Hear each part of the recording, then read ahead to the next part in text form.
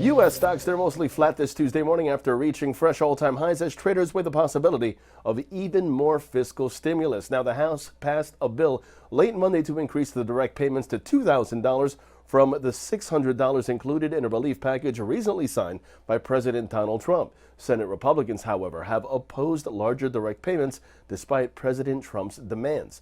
Meanwhile, in the Forex market, the euro-dollar is where we begin this morning. The upside prevails, and that's in focus. The pair supported by a rising trend line and by its 50-period moving average. Long positions above 122.15 are favored, with targets at 122.70 and 122.90 in extension. Moving on, the British pound US dollar pair sees an intraday support around 134.60, while the dollar yen, that's under pressure. Taking a look now at the Bitcoin dollar intraday, that pair sees the upside prevail as long as 24,377 is the support. The pivot point standing at 24,377. While over in precious metals, the key resistance for gold is at 1887. Gold capped by the resistance at 1887 and by its declining 50-period moving average. Short positions below 1887 are favored, with targets at 1869 and 1862 in extension.